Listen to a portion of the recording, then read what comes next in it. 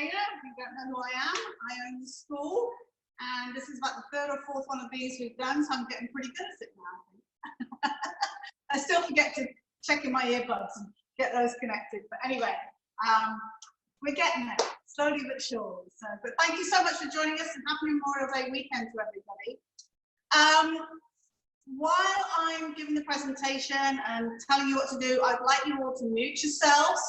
But if ever you have a question, please just ask me, because I've got my earbuds in and I can hear you. And no question is too silly. Also, if I'm going too fast, please let me know that also, okay? Because I don't want to leave anyone behind, okay? We are going to start with the meringue baskets, with the dessert. So if you can get your dessert ingredients over to your table, that would be great. And we're doing the meringue part first, not the raspberries, okay? Just the meringue part itself, okay? I did mention in the ingredients that you needed cream of tartar here, but you can use a little bit of vinegar, or you can use a tiny bit of lemon juice. Basically, it's weird. Cream of tartar is acidic. It's a byproduct from winemaking, and it helps to stabilize your egg whites. So it's not terrible if you don't have it, but it definitely helps. But I say a little bit of lemon juice or a tiny bit of white vinegar will work just as well. Okay. We do want to separate our eggs. So if you are not terribly good at that, I suggest you use 2 or 3 bowls to do it in. Let me show you. Grab one more bowl here. It's very important you don't get any yolks in the whites, okay? Because then your egg whites won't beat. So I usually use what I call the 3-bowl method here. I take my first egg, crack it over the bowl,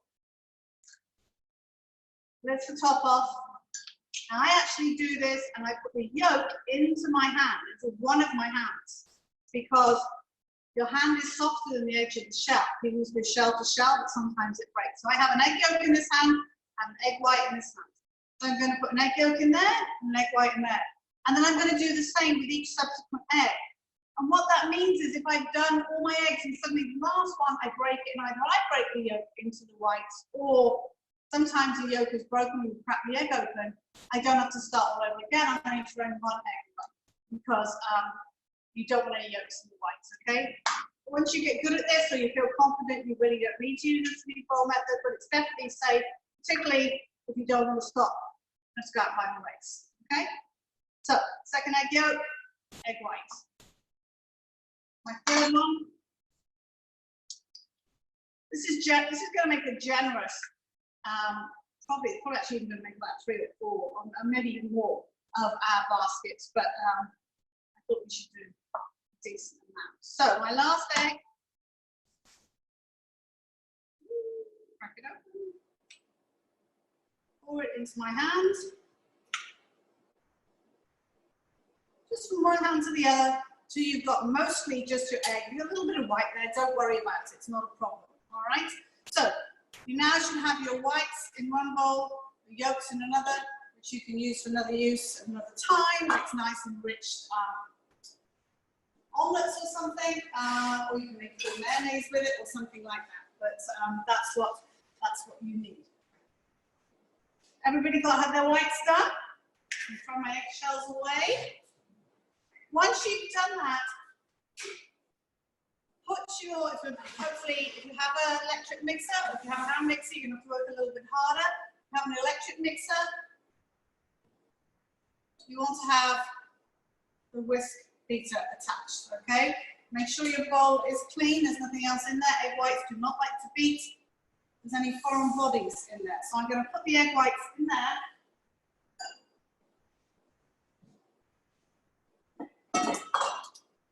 And to that, I'm going to add a little pinch of salt. Just a tiny bit. And my cream of tartar, or literally just a drizzle of lemon juice or white vinegar. All right, so I'm just going to grab a pinch of my fingers and drop that in.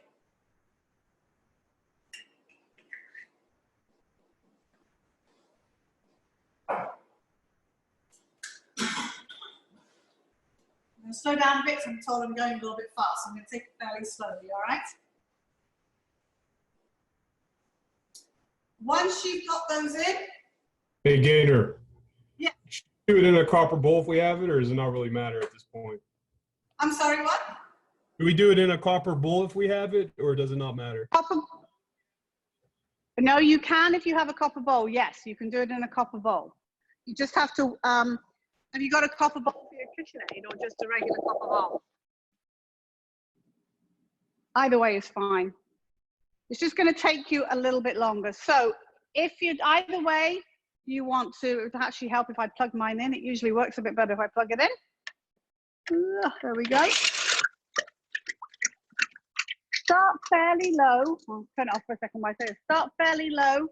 And you want to beat this until you have soft peaks. I'll show you what that looks like. So we do not want to start putting the sugar in until we have almost soft, almost stiff peaks, okay?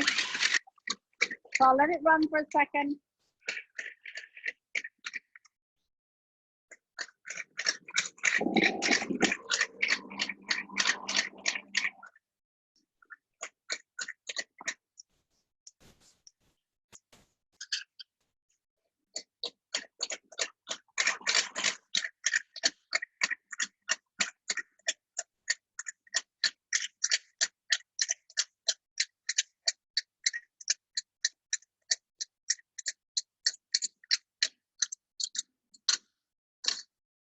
Okay, I'm going to show you what stage I'm at. We're not there yet, but I want you to see. Still sliding around. It's very liquid. It's very frothy, but this is not stiff peaks, soft peaks, okay? Very important because if you add your sugar too soon, you'll never get your peaks stiff, okay?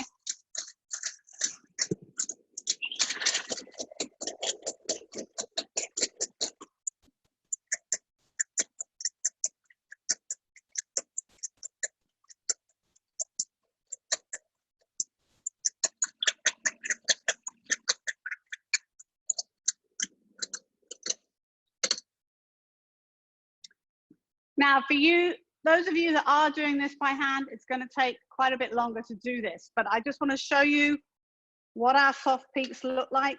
Probably can see best on this. They're kind of almost holding their shape, but not quite.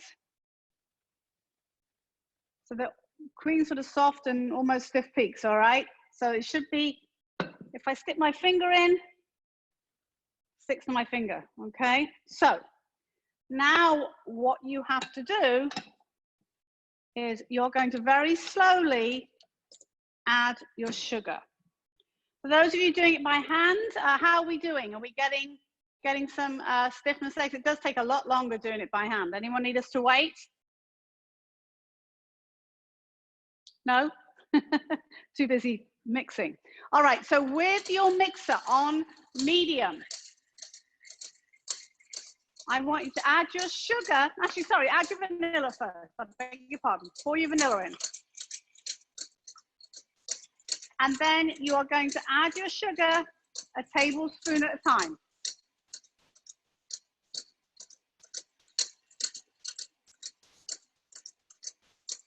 Let it all mix in. Next one in. Turned up a tiny bit more. I'm on like, if you've got an electric machine, I'm between like 4 and 6. Okay, on number 5.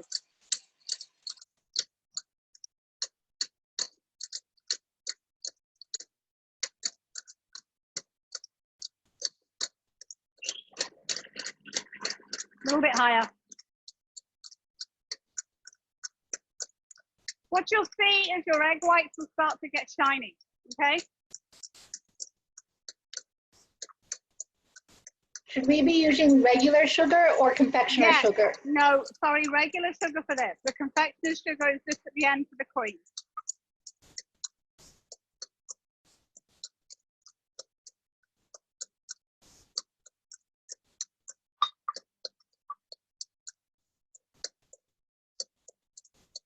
When you finish adding it all, turn it up a little bit. Let it mix for about 10 seconds or so, okay? Okay. I'll tell you a little story. long, long time ago, when I was still living in New Jersey. It was Christmas time. My mum and dad were staying with us from England. And I was making meringues for something. I don't know what it was, but it was meringue baskets or something. And I was downstairs, I had a kitchen in my basement. I was down in my kitchen and I'd had some frozen egg whites, because you can freeze egg whites, by the way. If you use egg yolks, you can freeze your egg whites and take them out, defrost them and use them. So I took these egg whites out of the freezer and I put them in my machine. I'm beating and beating and beating and beating and nothing, it's not coming stiff. And I don't know why. I know they're pure egg whites. I thought I'll put a couple more egg whites in them. So I cracked a couple of eggs, put some more egg whites in with them. I might have even had 3 or 4. I was making a lot for some reason. Finally got to something that vaguely looked like beaten egg whites. And anyway, I sort of put them out, piped them out, did what I was ever going to do with them. And I baked them in the oven and they kind of set up. They're a little bit dark looking, but I thought, well, never mind. Then I tasted one. I tasted a fish. I defrosted fish stock instead of egg whites. So no wonder it didn't beat. So I had egg whites and fish stock ready for my dessert, which did not work. So I had to throw them all away and start again. So make sure you Labels in. My husband's always telling me that I never label things. That's probably what it is. Okay. We always say when we do our participation classes, you need to be able to tip the bowl over your head upside down. And your egg whites are completely stiff. Okay? They should be like that, and they'll be beautiful and shiny inside. As you can see, I've probably got enough to about 6 of these. 8 of them maybe. But that's what you're looking for, and those are your hand beating them. It's a very good workout for the upper arm, all right, to beat the heck out of those egg whites. All right, so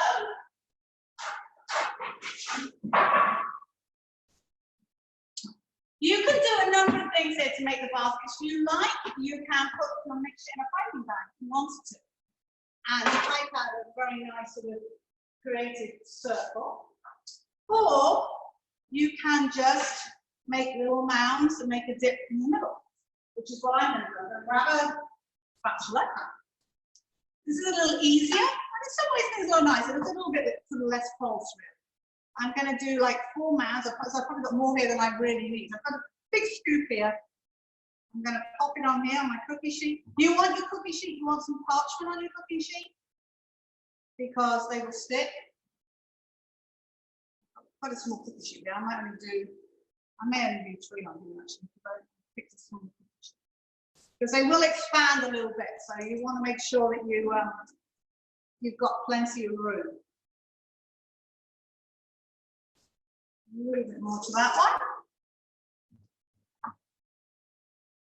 A mess of that one, but never mind. Okay. So I have the mounds here. Then you just want to take the back of the spoon and make a dip in the middle where we're going to put our fruit. So you're going to make the sort of basket in the middle. So take the back of a spoon, make it a little rounder, give it little peaks on the side. Can you see? Peaks like that. Plenty of room to get your ice cream and your fruit in. This is less fiddly than putting in a pastry bag anyway. Pastry bags can be a pain sometimes. Particularly if you're not used to using them, they can be more trouble than that. A little bit more on the side of that one, a little bit of height, so I can get my fruit in there when you get to that point. Now, these need to cook for an hour, and then they're meant to sit in your oven for about another 45 minutes to an hour. Hopefully, they will get cool enough. I will say to you, I will finish mine, even if mine are a bit hot and it melts my ice cream, just so you can see what we're going to do with them. But you may want to make sure that your meringues are nice and cool. Because the reason they sit in the oven afterwards is because it helps them to stay crisp, okay? So we will do that. We will have plenty of time afterwards to finish them off with your cream and everything when you're ready. Okay. Can you see that? Nice big baskets. Little wispy bits in. They're going to go in the oven, 250 oven for an hour. Okay, so put your timer on so you don't forget them, and pop them in the oven. And as I say, you'll see what they're going to look like even if yours are completely finished and cool by the time we finish us. Okay.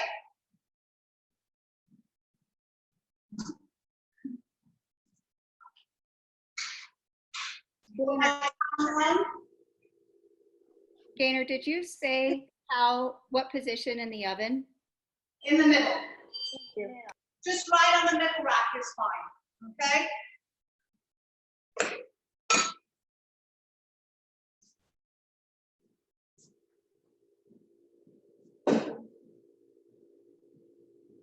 And the trick is, if they're not dry, you just leave them in a bit longer, really. So they're not, you know, there's something you probably want to make ahead of time.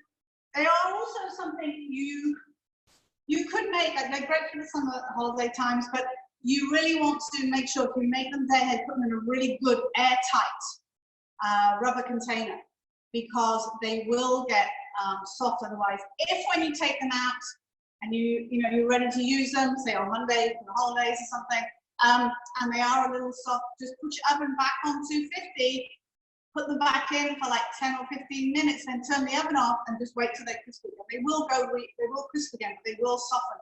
Humidity is the enemy of meringues, okay? How are we doing, everybody? Everyone getting there? Look at another thing. Yep. Good. All right, so egg yolks, so if you want to keep them, if you do want to keep, make sure you put them in something covered them, because they'll get a skin on the top, all right? And then obviously they're not very nice if you do that.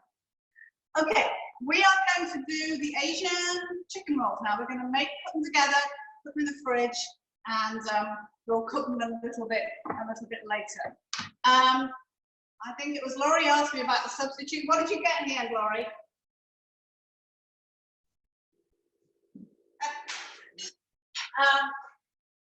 One of you asked me for a substitution non-meat, and I suggested something like a bean, chickpeas, or northern beans, or even kidney beans would work fine, because it all gets put in the food processor anyway, and if you want something vegetarian, that would work very well. Okay, great. I got chickpeas, so we'll go with that. Oh, great. So chickpeas instead of chicken. Sounds great. Yeah, great. Thank you.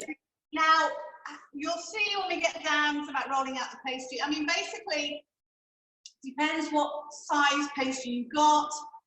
If you bought like Pepperidge Farm 2 sheets, they're going to be smaller sheets than mine. But you'll see you want to have a long piece and you're going to roll them up. So whichever way you cut it, probably in half down the middle and then roll them up works best. But we'll see when we get around to doing it, all right? What we are going to do, first of all, is we're going to put our scallion, our ginger, and cilantro in the food processor. So just trim the top of your scallion, pull off your outer leaf, all right? And just chop it roughly. Would you mind putting the oven on 400? Please. One of the ovens on. This recipe is just ginger powder. So about 1/4 teaspoon of the ginger powder.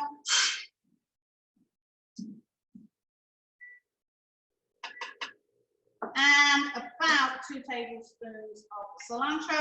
Some of it we're going to use later on. So just 1 tablespoon in. Pull the main leaves off. Throw that in.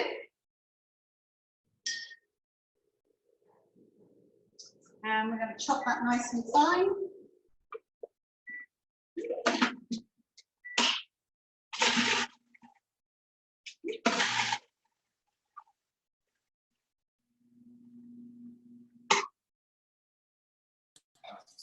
Gaynor, how did you chop the scallion? I'm sorry, we missed that. I just cut the end piece off of the roots, pull off the outer leaf, and then just roughly chop it, because you're going to put it in the machine. Hopefully, if you don't have a machine, you want to just dice those things really, really fine together.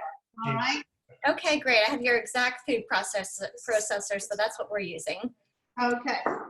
And then the next thing that's going to go in, we're going to chop our chicken up. And say, obviously, this only makes a small number of these. You can multiply this recipe up, down, and sideways. I'm just going to cut it into smallish, sort of 1-inch pieces. Just makes it a little easier it makes it a little quicker to process. All right, so just kind of like this, and then that is going to go.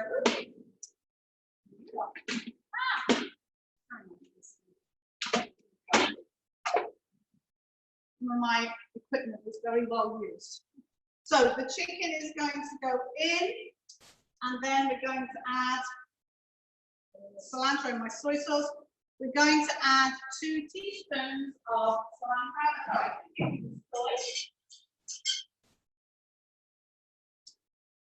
And all this seasoning, if you mix this, what I suggest if you want to check the seasoning is once you've added it, puree it all up, take a little piece of this and saute it, because you don't eat raw chicken, and see if the taste is to your liking. If you want to add something more, something, then you can do it at that point.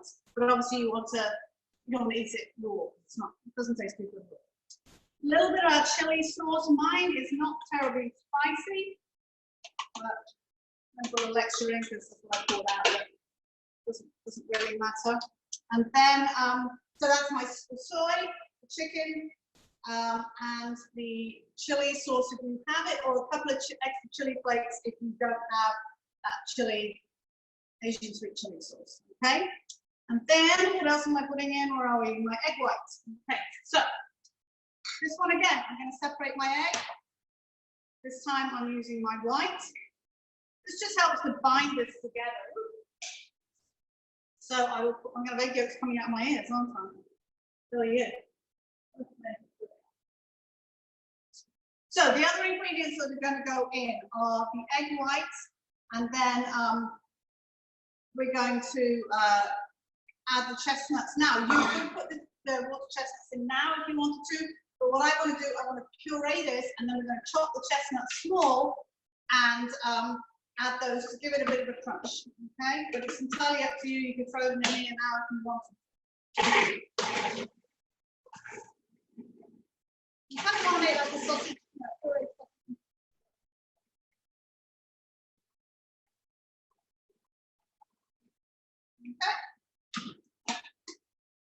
Okay. All right. Now, for some reason, mine is a little liquidy, so I may have to cheat. I think maybe my egg yolk was big, or my piece of chicken was small, or I measured it, it was a third of a pound, but it seemed a little soupier than I would like. So you can add 1 or 2 things here. You could either add some breadcrumbs, what I think I'm going to do is I've got some breadcrumbs in the freezer, or it's a little soft, or I'm going to eat, or a tablespoon of flour. So I'm going to put some breadcrumbs in. I'm pretty sure I've got some right here. Somewhere. Sure that's breadcrumbs and not nuts, I think it is. Yes, because I want to be able to go into the, I'm adding about a tablespoon of breadcrumbs to this, just to give it a bit more, a better consistency, okay?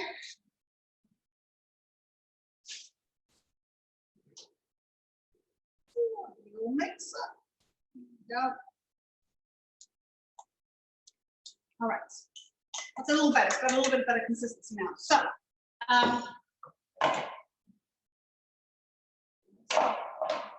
so my water chestnuts I have here. I'm going to take those out. I got sliced ones. If you've got whole ones, it doesn't make any difference. We're going to chop them up, and then we just want to chop them fairly small. Okay. Wiping my hands, so it's stuck on my fingers.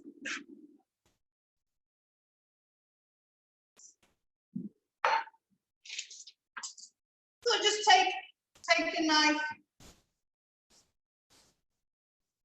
just cut them up into small little cubes, because you want, you don't want them to stick out in the pastry, but it just gives it a nice little crunch, okay? And as I say, if you opt to, and I'm going to do this because we like to spicy things, I am actually going to add a couple of pepper flakes to make it spicy. To my chicken also, but you don't have to. All right, so can you see how those are? I'm going to pop those in there. I'm going to just wipe off this chopping board so I can get my How's everyone doing with the filling? Okay? All right, so I took my pastry in the freezer, I took it out and defrosted it, but then I put it back in the fridge because I didn't want it to get too soft. I'm going to grab that out of the fridge.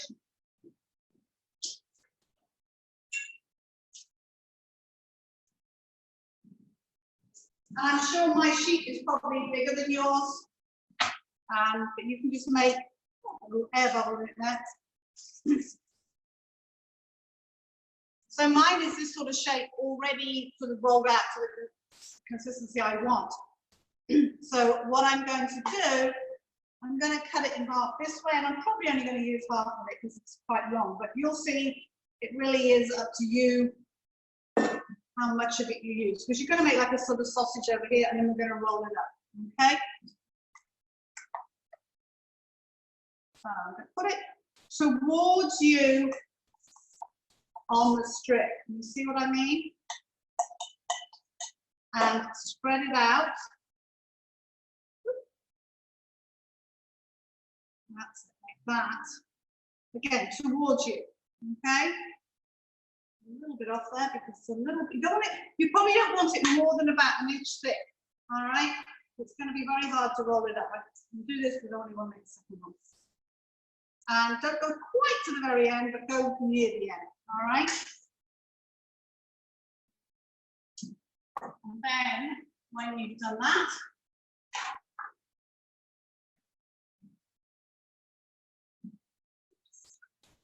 you're going to roll it up. My pastry is quite out of it. I just put it in the fridge, but it's a little dry, so be very careful with it here. And do you want to try and roll it over? Like a jelly roll.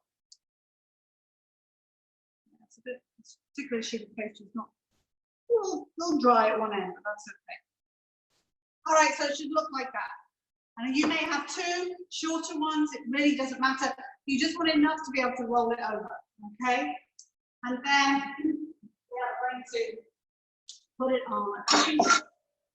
And I've got this side, so I'm actually going to cut the ends off a little bit so I can put it on here. So I've got some cookie sheet ready. Put it on here, and I'm going to put it across like this.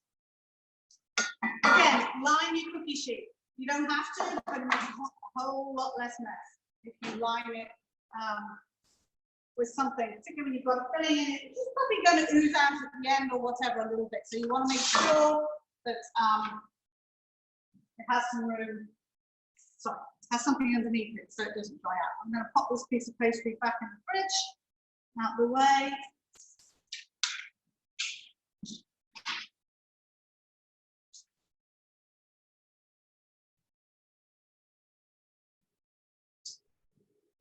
All right, so what I wasn't thinking about was I want one of those yolks.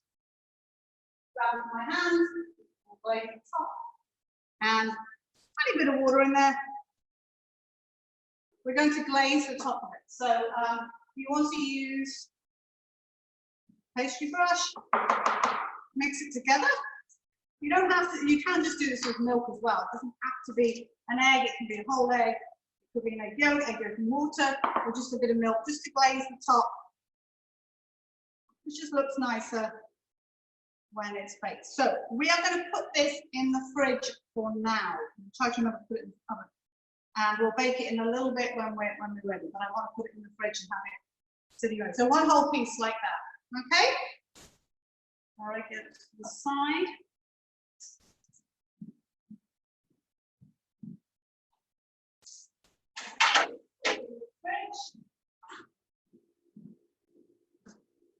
That's all my mess. There we go.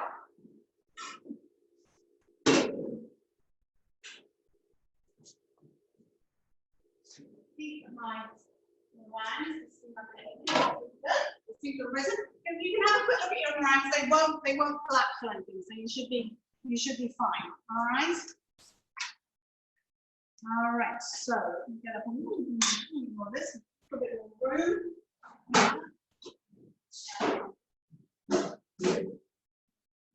So did everybody get there?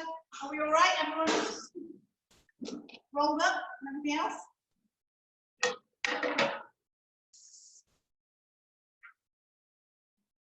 because we're also going to make the sauce as well. Now,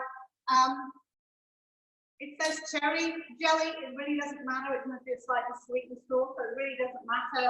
If you couldn't get cherry, you've got, another. I mean, I suggested, I think, what did I say, plum or something. That would be the most common sort of substitute, but it really doesn't matter. Just some sort of sweet jelly.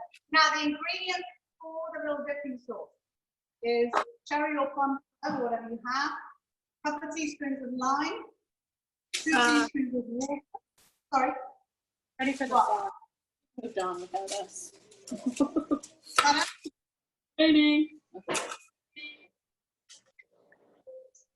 Tomato paste, red pepper flakes, which are optional, and a little bit of salt. All right. And all that wants to go in.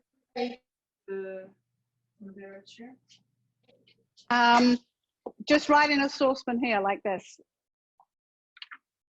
all together. Woo. If I can get my jar open. There we go. There you go. So I need 3 tablespoons of jelly.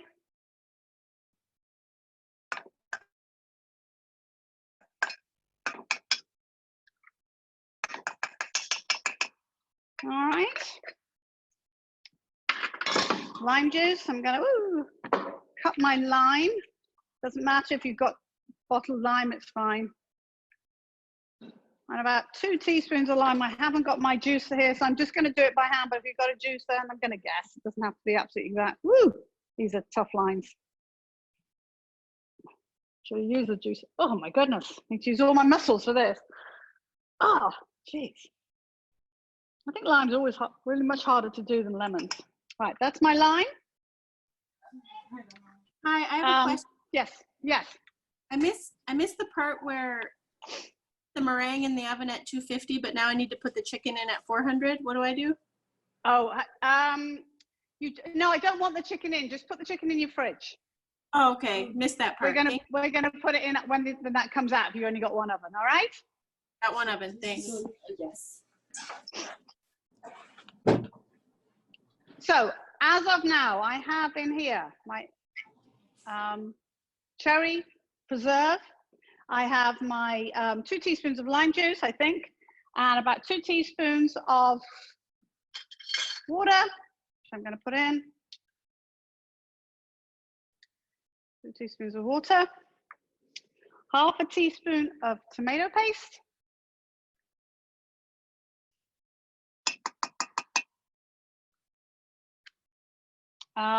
Couple of red pepper flakes. I'm not going to go mad this time. I think I put too many in last time in that last one.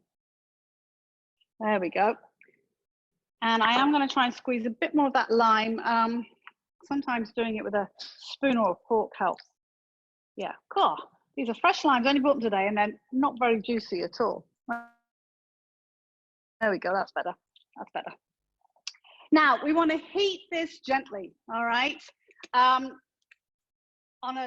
In a minute on gentle heat, which I'm going to do in a second. We put these back on here, and we'll heat it up, and then we'll let it cool, and then it'll be ready for us to dip when we finish with the bacon, the rolls. Okay, so I'm going to put this to one side. Sesame seeds, remind me, we are going to put sesame seeds on the top of those of the rolls before I put them in the oven. All right, I'm just going to remember to do that. And everything else I have right here. I'm just going to move it right over here. I'm going to turn my burner on, which is around the other side, because I'm working backwards. Do this over a very gentle heat, guys, okay? Because you don't want it to burn, particularly if you're doing a relatively small amount. If you're doing more, it'll be a little easier. But you're basically just heating this together, this mixture together. Let everything mix in. Taste it. If you want more pepper flakes in it, if you want a bit more lime juice in it, it's entirely up to you. All right. I'm just going to let that heat gently. And my preserve has big pieces of cherries in, but that's fine. I'll be okay. So in there again, your cherry preserve, your lime juice, your water, your tomato paste, couple of red pepper flakes, and a pinch of salt, which I didn't put in. Just a little bit. Okay. And just heating that, and it'll heat up pretty quick.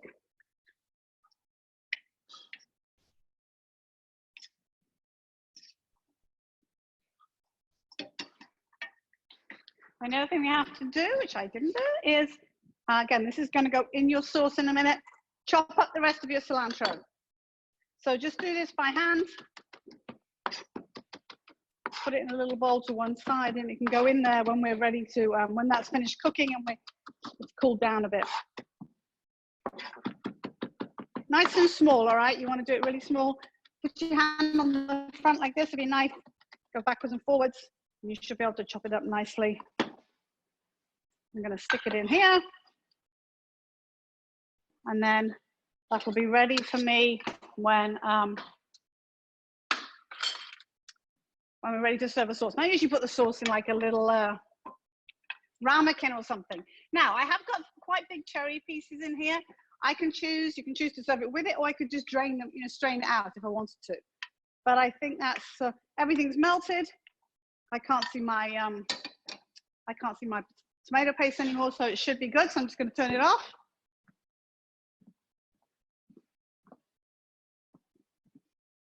There we go.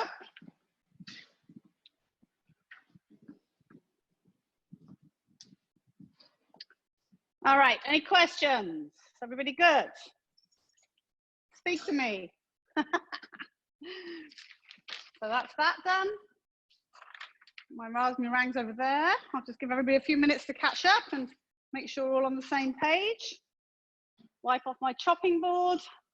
Try and be tidy, which I'm not always. Gaynor, are we on the goat Yes. cheese? Is that what we're on now? The goat cheese? Next we're going to do the goat cheese next, yes. What were you just chopping for? Which one? Oh, I just chopped a bit of cilantro. That was just the extra cilantro to go in with the sauce. If you haven't got enough, you don't, with the cherry sauce, okay? Okay, perfect. I hadn't chopped it before. All right, so let's look at the goat cheese recipe. So as far as your ingredients go, you want to have about 3 medium large plum tomatoes, all right? A jalapeno or serrano. What did I do with my onion? On the wrong tray, sorry. I'm going to use half of this onion because it's big. Clove of garlic, more cilantro, some water, salt, and cider vinegar.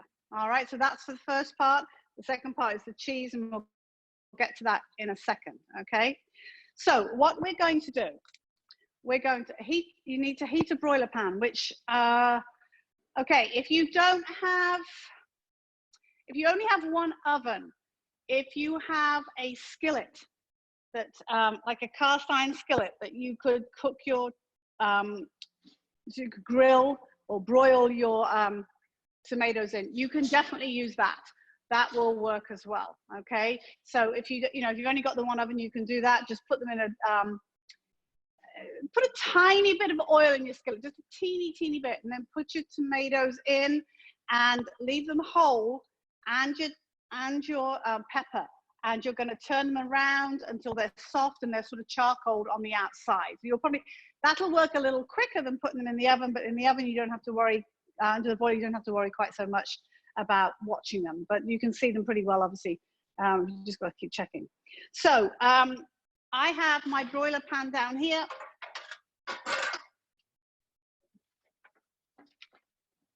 And I've got a sheet of parchment paper here. You could use foil too. I only got a small piece because I've got my 3 tomatoes. So I'm going to place on here like this. And my whole pepper, all right? And then this is going to go in the oven. And as I say in the recipe, you're going to put them in and you're going to cook them for about 5 or 6 minutes. And you're going to turn around a little bit. Again, you might find it easier to do them in the skillet where you can keep an eye on them, or one of you can keep an eye on them, all right? So it's entirely up to you. The point is to get them sort of charcoaled, so which gives a really nice taste to the salsa mixture. Okay, so I'm going to pop these in. I've got my oven preheated already over here for this. And I'm going to put my timer on for 3 minutes, and then I'm going to turn them over.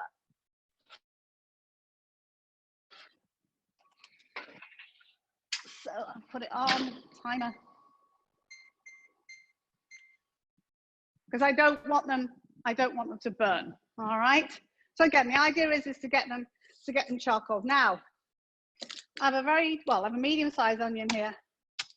I'm just going to use about 1/4 of this. Whoops. And I'm going to cut it into slices, but try and cut. You don't want your slices really thin. You want them about 1/4 inch thick. All right. Because we don't want them to burn. Okay, so about like that. You can put a bit more onion in if you want. It's up, you know, it's not, doesn't have to be exact by any means.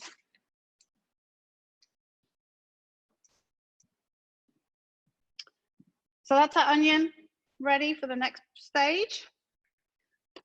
The garlic, you just want to peel it. I have peeled garlic here already. So, excuse me. I just have it right here. I'm just going to leave it right like that. That's fine.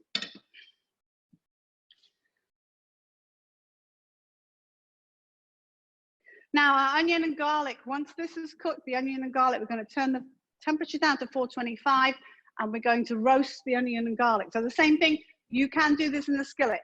What we're looking for is a little bit of color on the onions, a little bit of color on the garlic. So whether you're doing it under the broiler or on top of your stove, we don't want the onions to burn because they get bitter. We want them to be slightly brown, which is a nice rich taste, and the same with the garlic, which will add to the flavor of the salsa when we make it. All right, so it's the same. Skillet works fine, and sometimes I think it's even easier than putting it in the oven, but I'm going to stick with the oven method because that's what I wrote down here. So, all right, so we're going to wait for that, and then you're also going to chop up. We might as well do this while we're waiting. Woo! Don't throw your nuts all over the place. I'm going to chop up my cilantro. Now, with your cilantro, break it just below the bottom of the bottom leaves. I didn't explain this just now, but and this is the bit you're going to chop up. If you don't like cilantro, a lot of people don't like cilantro, and it's not something you're being pernickety. It's a generic built-in thing. People either like it. If they don't like it, everybody thinks it tastes like soap. Who doesn't like it? Those that love it, love it. But if you don't, it's not a very pleasant flavor, taste, I should say, if it tastes like soap. So you can always use, parsley, or you could use another herb if you wanted to. You just put some basil in or oregano or something like that into your, just a very unique tasting salsa. All right. Now I have the cilantro I have here. You'll see in your recipe. Let me just go check my.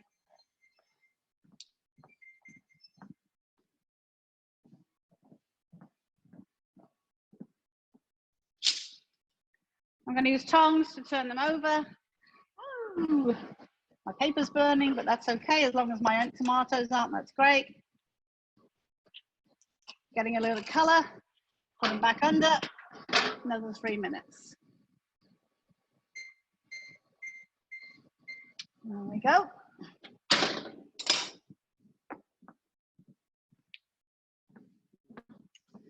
All right, so this is enough cilantro. There are 2 lots of cilantro. You'll see teaspoon that goes in with the cheese on the top, and then the rest that goes in with the salsa itself. So just bear that in mind. If you've got extra, that's great, but you want to use it all up. A little bit for garnish. Same thing, chop it up.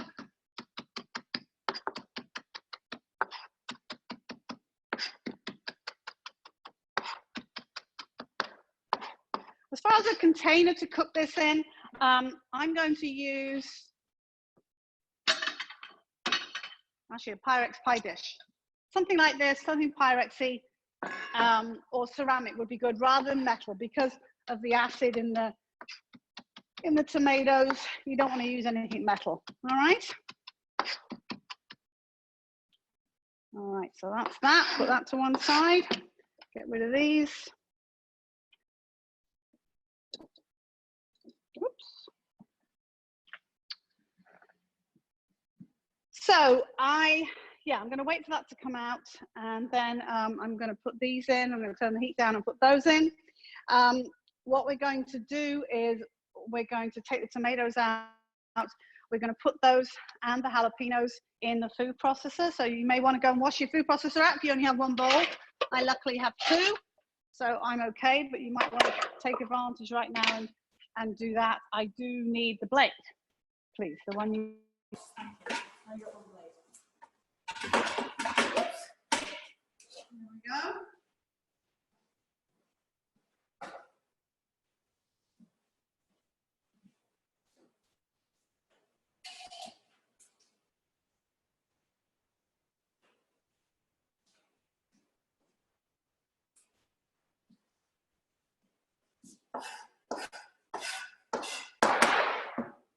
Right.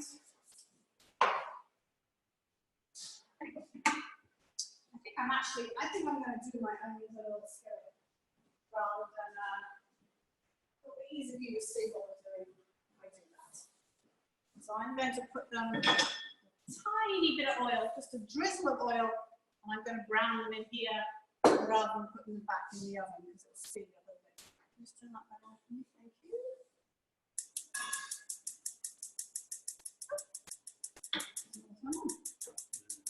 There we go. Yeah, medium. Yeah, that's great. Thank you. So we'll just wait for our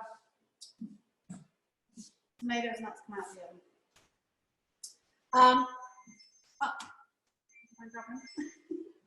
There's a tongs and a thing down there. Thank you. Huh? Just bring them up here. Yeah. I have quite a big piece of cheese here. I'm only going to do, half recipe. I think it's 7 ounces. I'm going to do half of this. Cut the thing. There we go. I'll do that in a second. All right. So you can sit there and cool for a minute because you don't want to handle them when they're too hot. My shared cheese has got a little sauce, so put in packaging mode.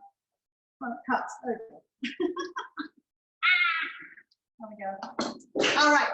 So what you're going to do you're going to combine your goat cheese with your cream cheese.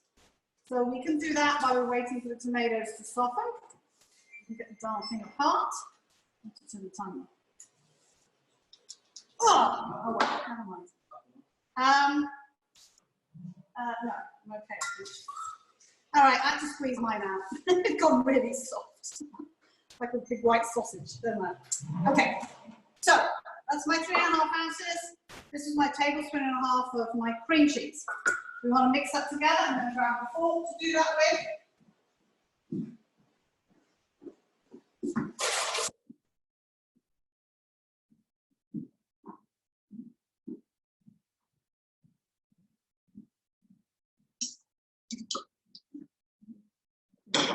Just mix the two together. I would normally do a lot more of this. I would do at least 7 or 8 ounces of goat cheese, or double the amount of cream cheese. This is just the two of us going to be eating it tonight. A small amount.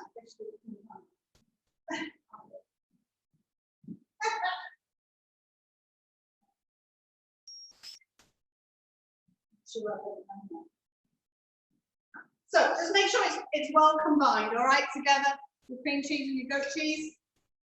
And you are going to add nuts. You want to toast these. I've already toasted mine. You can toast those in a minute when the onions come out, but I'm just going to show you because I've toasted mine already. I'm just going to mix it in. Make sure we get everything in there. Cilantro, a little bit of cilantro.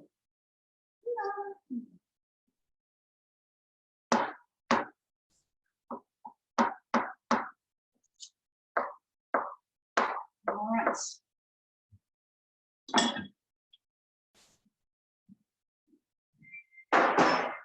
something down.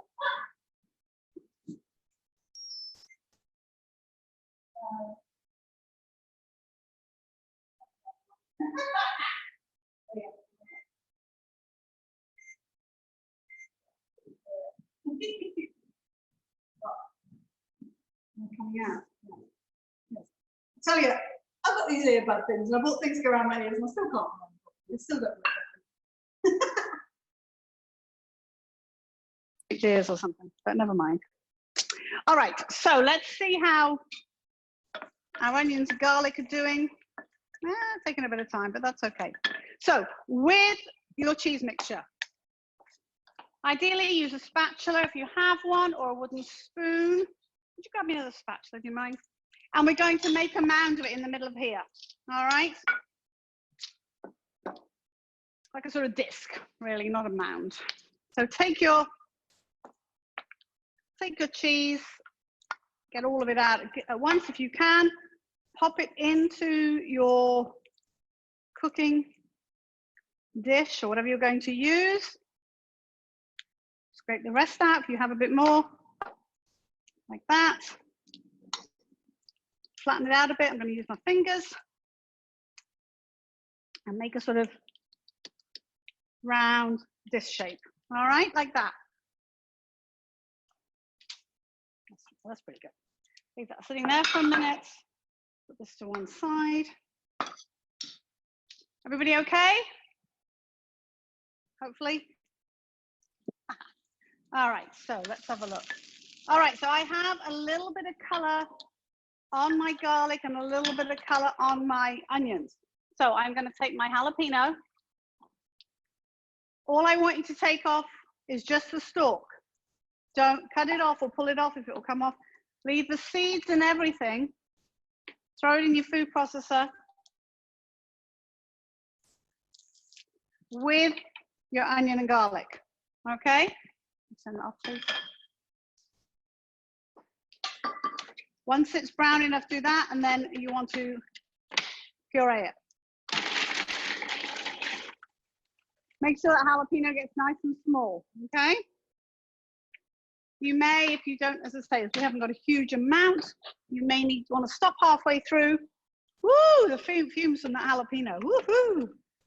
Push it down a little bit and just do it a little bit more.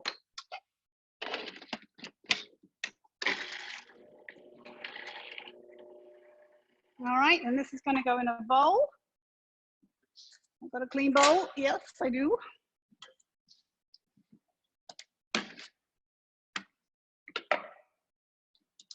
All right, so I want you to take this out of here, and I'm actually going to wipe my spatula. Now we are going to take this out, but we're not going to wash the bowl of the food processor. We're going to put it back on, and we're going to put the tomatoes in, and we are going to puree those as well, okay? And then we'll get all that extra flavor that's in the bowl in with the tomatoes as well. All right, so my tomatoes, I'll show you what they look like. My parchment paper burnt a bit. I probably would have been better off with foil. Ooh, it's a bit warm. I should have used some foil really, but never mind. All right, can you see how they're nice and, okay? So, these, just as they are, throw them in, and they're a little bit hot.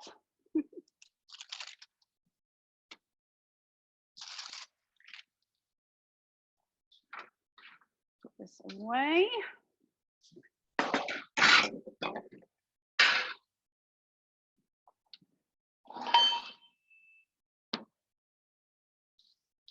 Replace your lid on top of your machine, and again, you're going to puree these.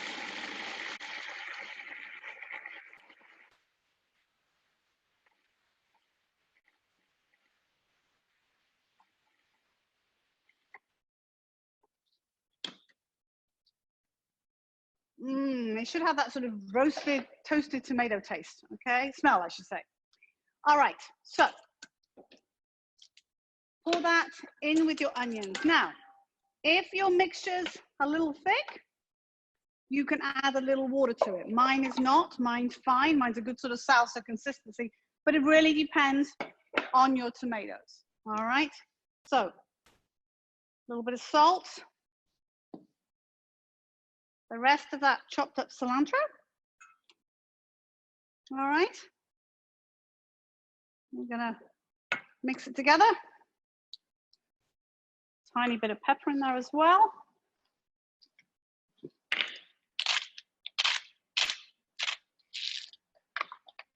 Making a big mess here, aren't I? All right, so that is now ready to pour over this. I am not going to pour it over just yet. I'm going to put this in the fridge, I'll pour it over as we put it in the oven, all right? Because it's going to go in the oven with a spoon over the top, and it's going in the oven for about 10 or 15 minutes till it's hot. But I want to put it just like this because it might just soak into the cheese, and we don't want it to do that before it goes in the oven. So you can put it to one side or you can put it in your fridge, okay?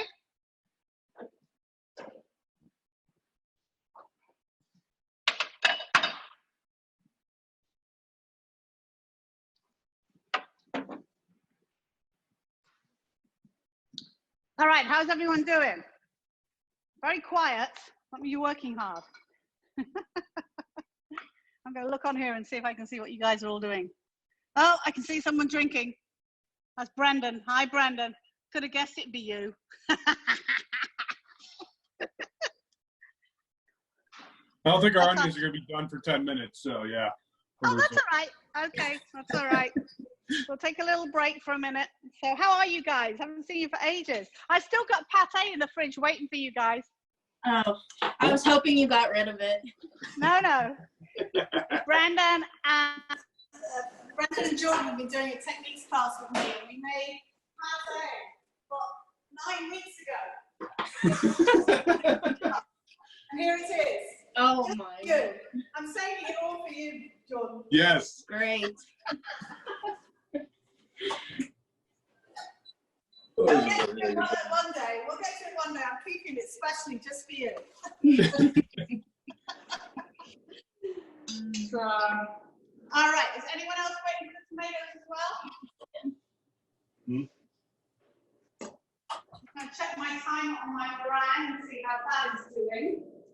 18 minutes. Okay. All right. Okay. Well, if you want to have a little bit of a straighten up, you can do that. They can see the wood from the trees, or whatever the expression is. Wood from the tree. Say not the tree. Wipe my knife off. Clean up my workstation here. Oops. Excuse me.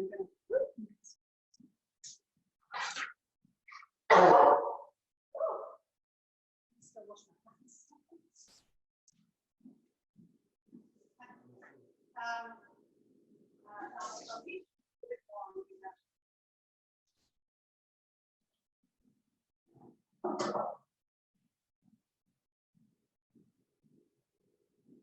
All right. Wipe the board off.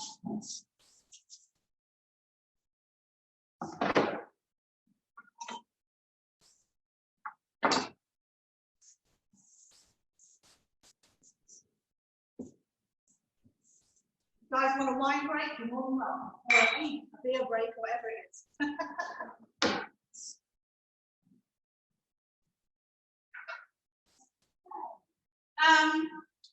Let's see what we're going to do next. We're not going to rush too quickly, but oh yeah, the salad. We're going to do the salad next. So we can do that. I'll give you guys a couple of minutes. Who else?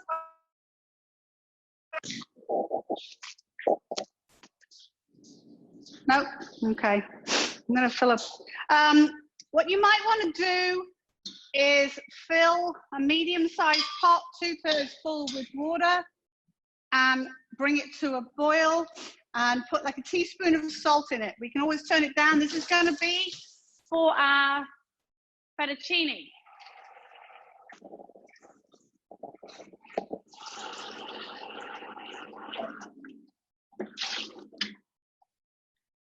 We can always bring it to a boil, and then we can always turn it off and come back to it in a little bit. Oh, my burners. I think my burners have gone to sleep because they don't want to be used. They haven't been used for so long. That's what it is, I think. They've gone to sleep. Okay, so just remember, put a good teaspoon, teaspoon and a half of salt in with that water. It's very important, otherwise the pasta will taste of nothing. All right. Okay, everyone ready to move on to the tomato salad? Anyone not ready enough to do that? Just give me a shout, okay? Oh, over here.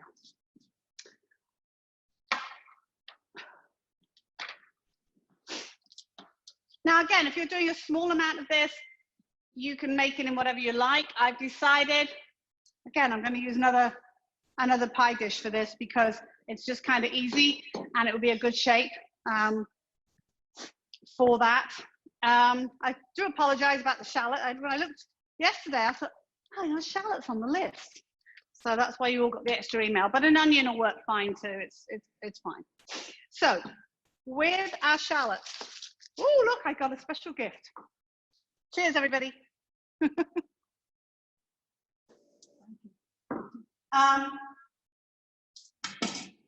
Shallot, you want to treat like an onion.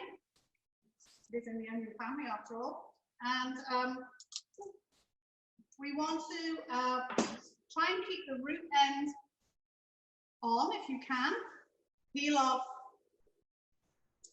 brown layers, dry layers. And we want to mince this shallot or onion, if you're using an onion, very fine, okay, because we're eating it raw, so we want it nice and fine. And what you're going to do, you use a big knife or a small one. This is your root. This is the top end, all right, the stem. What I want you to do, and hopefully you can see this, I'm going to show you like this. I want you to cut like this, make cuts, but don't cut through the root. Cut down like this, all the way down, really close together, all across your shallot, your half a shallot. Okay, and then take your knife, big one or small one, and cut it very small. Keep your fingers out the way.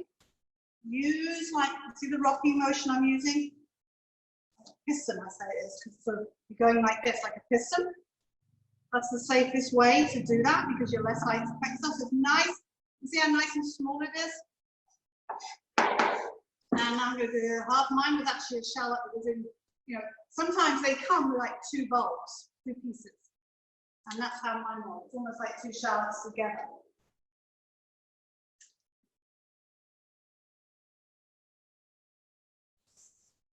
Sometimes the skins are tricky to get off. Don't want to. I will leave the shallot. So I'm going to do the same thing again. So again, if you do cut through the root, it's not a big deal. It just makes it harder to hold it together.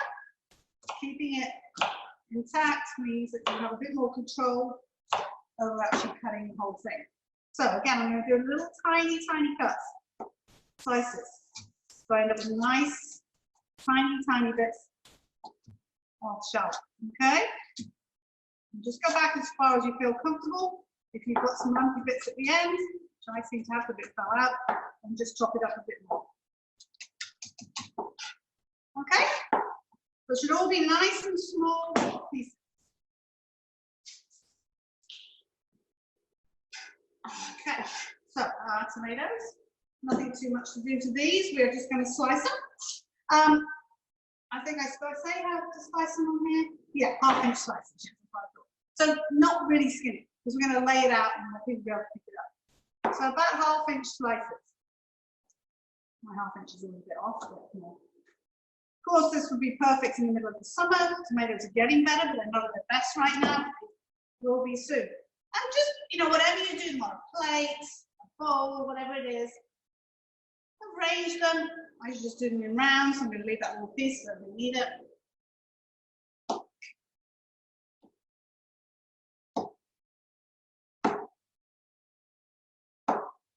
Okay. I'm not going to use my end pieces. You could. This is really simple, but just a nice, again, particularly when the tomatoes are good, the basil is good in the garden, you can grow it. I bought some purple basil the other day, whether I'll be able to grow it, I don't know. It's survival of the fittest in my garden. Those that can survive, survive. You know, not the greatest garden in the world. Okay, so like that, we're going to sprinkle our shallots all over. And then we are going to add some capers. Now, capers do come in different sizes. The ones I have are fairly large. You can see them here. So I am going to dice these up a little bit before I put them on top. But if you've got the real teeny ones, then you don't need to do that. All right? I just don't want great big pieces of caper.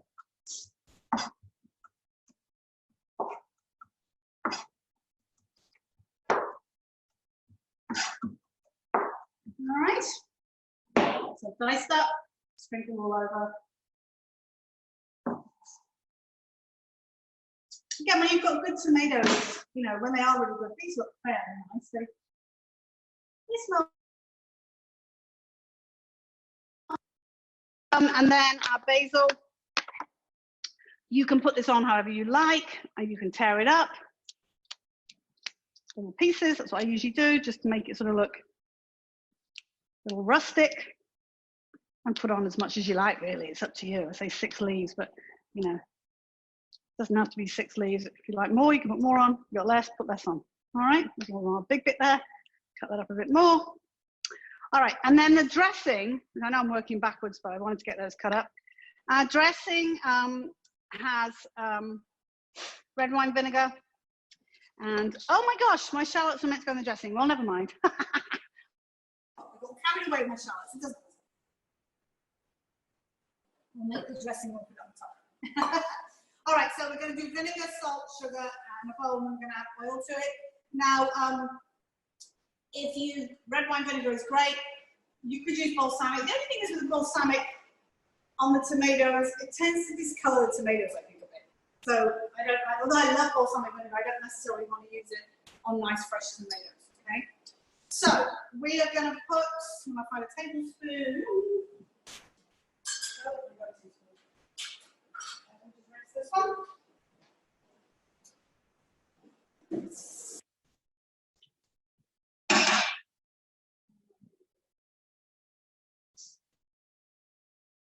All right, 1.5 tablespoons of vinegar, red wine vinegar. This is homemade red wine vinegar. I make it here at the school. I have mother, that's the thing that makes the vinegar, and I've had it about 10 years. Sits over there and does its thing. Great. And you can literally drink it. Great. All right, the salt. I have to say it. Turn that down. A little bit of salt, tiny bit of sugar, just a teeny bit of sugar, and then our olive oil. All right, which I can't find olive oil now. All right, so it's going to be about 1/4 cup of olive oil. I'm going to guesstimate it because I know what that is. 4 tablespoons. All right, and I'm just going to mix that together. Not with the spoon I just licked. And then this is going to sit to one side. Vinaigrette should not go in the fridge. All right? This is at room temperature. I'm going to sit that there. You don't want to put it on the tomatoes for maybe 5 minutes before you're going to serve it. Again, I'm going to put this in the fridge. Hopefully yours looks a beautiful smile.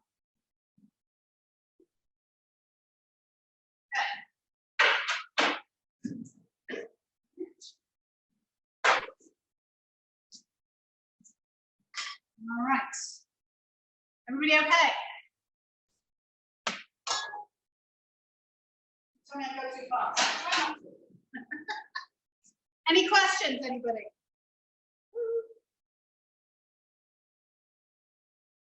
Cannot keep these damn things in. Even with the things over my ears, they're still coming out. You all seem so busy. I'm going to look at your pictures on here and see what you're all doing. Oh, busy. Very industrious. That's a good, Yvonne, nice swirl of wine there. Saw you, caught you. All right. Make motion. Yes, okay. All right. Okay, so if everybody is ready, we're going to start on the sauce for the pasta. All right, we're going to do that and we'll turn it off and then we're going to reheat it. Okay, so you want sort of medium to large skillet. Again, a relatively small recipe, probably an 8 or 10 inch is going to be fine. And we're going to make the cream sauce, which is the mushrooms and the sun-dried tomatoes and the peas and the onions. All my favorite, I think my favorite vegetables all in one together. A friend of mine, Italian friend of mine in New Jersey, who I met because he was a general contractor and he was very good, but he had previously been a chef. And then he said, and then he got a wife and 3 kids and decided he needs to get a real job, or a job with more regular hours. And he made this sauce for me, and he served it originally with like tortellini, which is great too, but I just like the sauce on its own, even just a regular pasta. As I say, it encompasses all my favorite ingredients, onions, mushrooms, sun-dried tomatoes, and peas. So it's like everything covered, so it works really well. So I am going to melt my butter. Now we have half a stick of butter and a couple of tablespoons of oil. The plus with this, while you add the oil, we're going to be able to get that burner on, I think. If not, we can do this. Yeah, go on. Put oil with your butter, stops your butter from burning, so you don't get these little black bits. Are we on? No, I'll put it a little.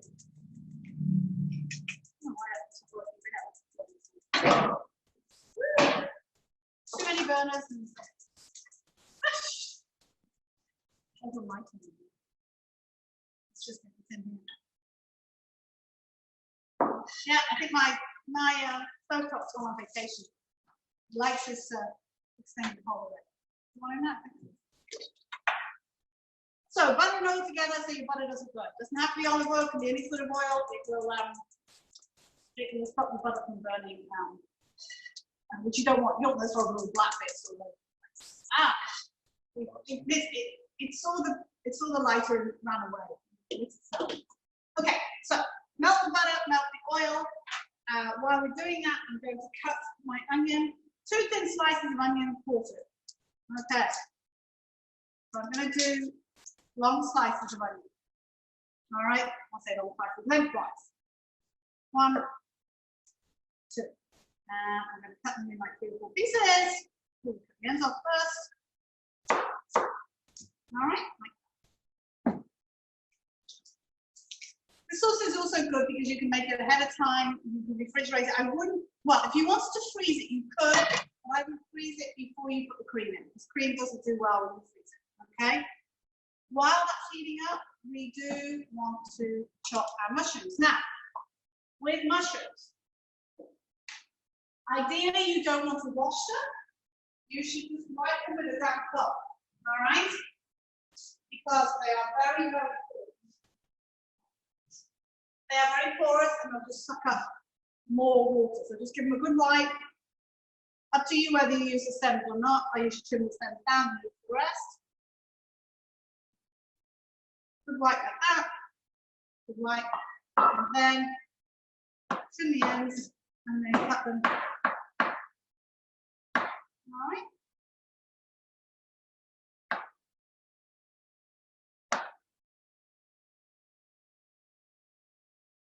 There's that.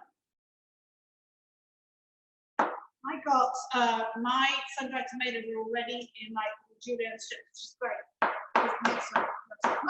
They can be a little tricky to chop up because it can be a little tough. Consistency. All right, so that's the mushrooms done. My frozen peas there too. My butter is nearly melted. My pan here. So we are going to add, as soon as that's melted, we're going to add the onion and the sun-dried tomato. Okay. I think my timer is just about to go off on my my meringues. I'll show you what they look like, and then I'm going to pop them back in the oven to cool, all right? Just show you what they look like.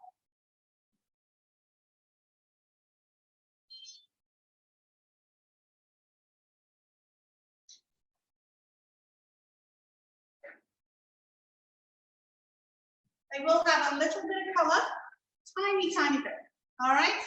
But I've turned the oven off, and I'm going to leave them in there for about half an hour or so. As I say, mine may be a little bit, they'll take mine an hour, it should be done, okay? But that will allow them to cool themselves. So, my Sorry. here goes my onion. Yes? Our oven just went off as well, and you said turn it off and then just leave them in for 30 minutes? Yes, do you only have one oven? No, we have 2. Okay, yes, you are actually going to try and leave, I would say you're going to leave them until the end of class. In the same oven? Yes, just turned off. Yep. Because they really want to be in there for about an hour, all right, ideally. And I'll show you what we're going to do. There's nothing difficult. You're just going to prep the fruit, and then I'll show you how you're going to put it in once they go cold, all right? All right, wait's off. Thank you. All right, so sun-dried tomatoes. That was a generous 6 tablespoons, but it was virtually the end of the packet, so I just thought, what the heck? Now, we're going to cook these for about 3 minutes. Move that out of the way.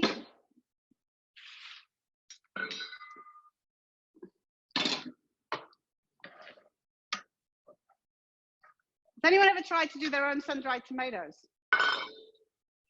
It takes ages in the oven. I used to have an Italian girlfriend who used to do it all the time.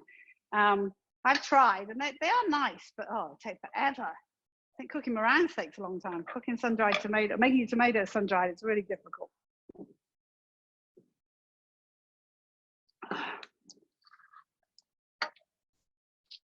So this is a very, again, simple sauce. We make this in my pasta class, pasta making class, because the emphasis in that is very much we make all our pasta from scratch and everything. And this is, we do a couple more complicated things, but this is one of the easier ones that we do, just to show people how simple, you know, it can be. Nice, simple sauce with a few really good ingredients that you like, and it works, you know, works really well.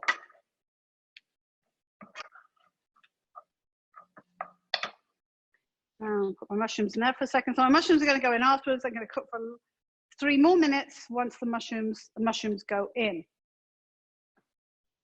And the peas. And then we're just going to hold it, and then we will add the cream at the end. You know, and you can, as I say, you can decide to actually, I'll finish mine. If you don't want to actually finish yours or even cook your spaghetti right now, because if you want to eat your appetizers and that first, then you could put your spaghetti on while you're eating that. It's up to you, but it'll keep for a while. You just don't try and heat it in the microwave, because it's horrible. All right, that's about 3 minutes, right? Right, in go my mushrooms and my peas. Of course, if you can get those lovely fresh English peas, places like Fresh Thyme have them, wonderful. I did not get up there this week. There's one up in Cranberry, there's one in Bridgeville, and there's one in Plum, I think. And if you haven't been to Fresh Thyme, you should definitely give it a go. It's great. Has some great deals, has lots of really good stuff. It has a fair amount of organic stuff, but also non-organic, and their prices are very, very good. They have specials every week. Like, you can walk in the door and they'll have, like, you know, 2 pounds of, I don't know, tomatoes for $1.50 or whatever, you know. So there's some really, really good specials, and it's a nice store. I just like it, and they have some. It's just nice if you get bored of going to the same store all the time. It's nice to go somewhere kind of interesting, you know. It's just a little different. Gaynor? Yes, yes. What do you have in the oven right now? What do you have cooking? Do you have the meringue with the sauce in there? I'm sorry if I missed it. No, I just have nothing. Nothing. Okay. All right. Great. So to make sure I didn't miss putting something in. Okay. Got it. Thanks. Yeah, no. I have. I put my meringues back in once they did the hour and just turned it off. So that's the only thing you should have those in there. If your meringues are finished, just turn it off and leave them in the oven. All right, just leave them right where they are, but make sure you turn your oven off. And they will cool and they will dry out nicely in the oven. And just I'll show you what you're going to do with them in a little bit. But we The should nice have, thing, I'm sorry, go ahead. but we The should nice have, thing, sorry, go ahead. I'm sorry, Dana, but we should have the oven on to put the other things in that we're making, right? Yes, thank you. Yeah, thank you. Yes, I put my other oven on I have my oven on 350 over here, 400 over here for the little sausage things. Not sausage, you know what I mean. And we can cook, you can do, if you want, you can do those both in the same oven. You can cook your, the cheese and the Asian rolls in the same oven if you want to. All right, it'll be fine. You just need to keep an eye on it probably. All right, I would say my mushrooms look fairly cooked. Okay, so I'm just going to turn this off now. Okay, and we're just going to leave it, and as I say, we're going to add the cream at the end. All right, let me just see where we are. Okay, so if and when your oven is preheated, we are going to, first of all, what I want you to do is take your Asian rolls out of the fridge. Hopefully you have a bit of egg wash left. If you don't, you can use a little bit of milk. Brush it with egg wash one more time. And then we are going to sprinkle a few sesame seeds on the top. If you don't have them, that's fine. But it's just an extra little, oh, that's not sesame, that's flipping ginger. So, sesame seeds, all right? I'm gonna sprinkle these on.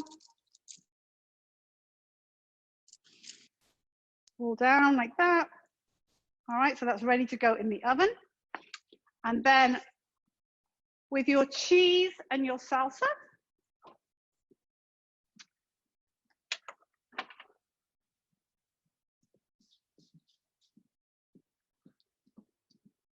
so that should be your little container, your little cheese disc, and then just put your salsa over the top and let it run over the sides.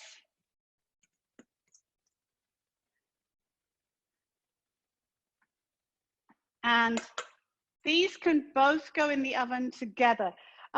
What you're looking for with the cheese and salsa is that the cheese gets hot inside. So the best way to check it is after 10 or 15 minutes, just take a knife or a toothpick, stick it in the middle, and you want the cheese to be at least warm, all right? So that it'll taste good when you have it with your crackers, okay? And then these guys will take probably about 15 minutes, and they want to be golden brown on the top, and then we'll take them out and we will cut them, okay?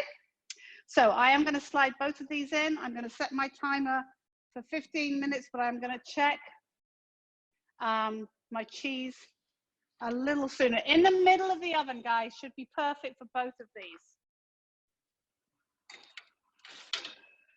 Put your oven light on if you've got one, because then you can keep an eye on it a little better.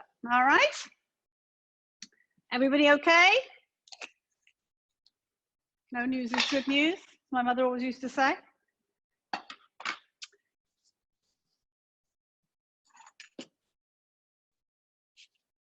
Okay, is everybody's meringue finished cooking? Are they all on cooling now? Hopefully. Okay, so, sorry, go ahead. What was the question? If I just said, is everybody's meringues done the hour? Are they already cooked for the hour? 5 more minutes. Okay, all right, that's fine. As I say, there's no rush for these, believe me, it's fine. Because I'm going to show you how to prep the raspberries, and the rest is a case of just putting the ice cream in, putting the cream in, putting the raspberries on. It's not, you know, it's not rocket science. We are going to whip cream, which I will do with you in a minute. All right, so with our raspberries, we're going to put our raspberries in a bowl. Woo, I can never get these darn things open. It's driving me crazy. I'm going to grab one more bowl. Oh no, I've got a bowl. Lo and behold. Okay, so I'm going to put my raspberries in a bowl, and I'm going to squash some. I'm going to add a bit of sugar. All right. So you should have about 1 1/3 cups of raspberries. Yes, about 1 punnet, something like that, of raspberries, all right? 2 tablespoons of sugar, regular sugar, okay? And then, just pass me a fork out there.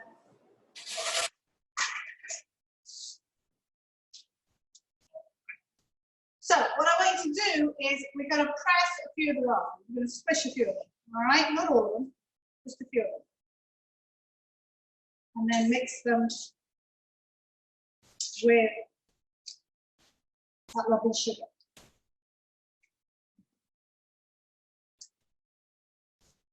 Because the spoon for this too, I'm excited to do it, all right? And then those can go back in the fridge. So you can see I've got a mixture, some smush, some just left whole, okay? They're going to go in the fridge with 1 thing nice and cool.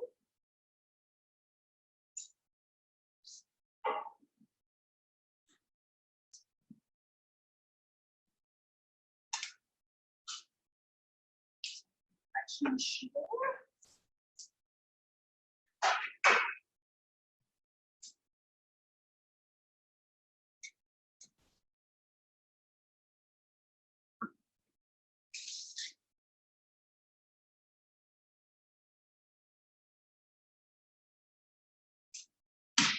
All right. Yeah, yes. Okay. Good. Okay. So I am going to whip the cream. Can I have that other bowl right there?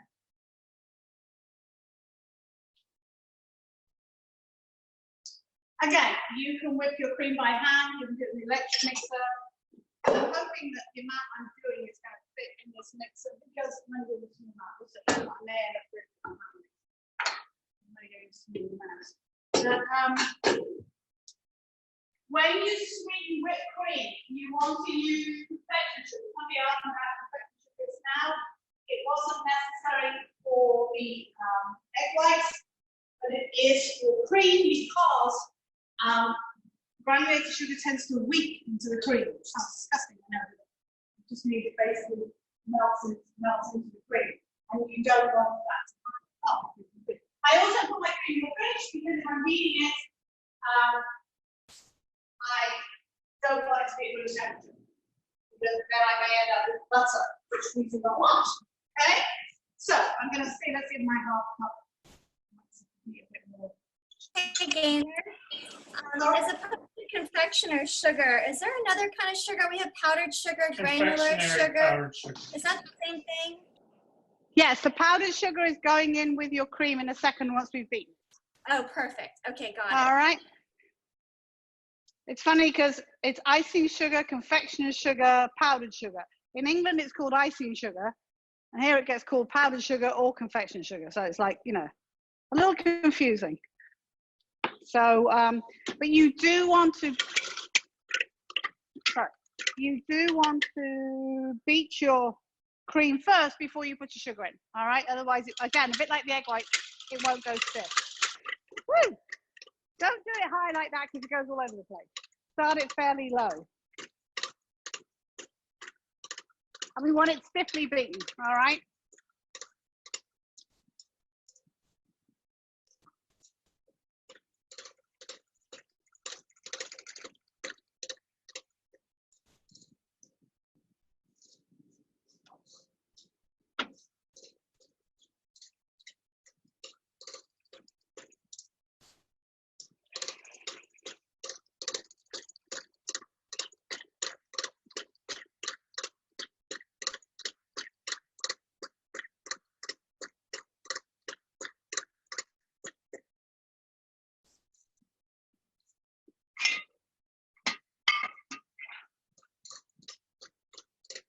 Got cream all over me now.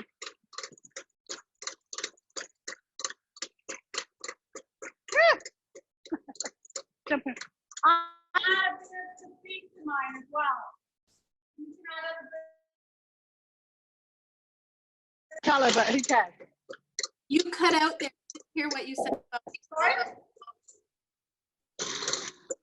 I'm sorry, what did you say? You cut out your sound. We didn't hear what you said about that lovely bottle in front of you. Yes, I'm going to add a bit of cassis to mine. About a tablespoon. Just for, you know, I need more alcohol, that's all. But you don't have to. You can just add the sugar.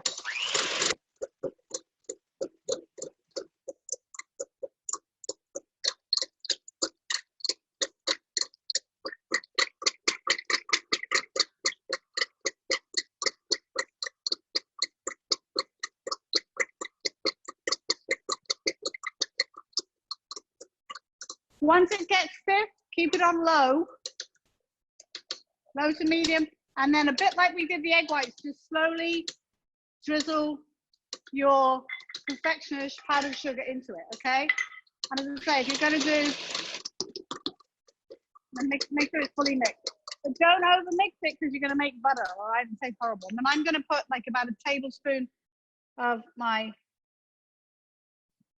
cassis in it. Cherry brandy is nice, raspberry liqueur, rum.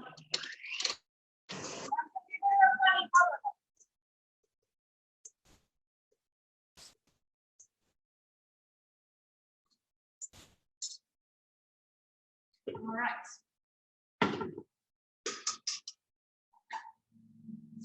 Mine's slightly pink from the cassis. Tastes really good though. Okay. Right, let's put your pot of water back on. I know you had your water on for your pasta. Oh.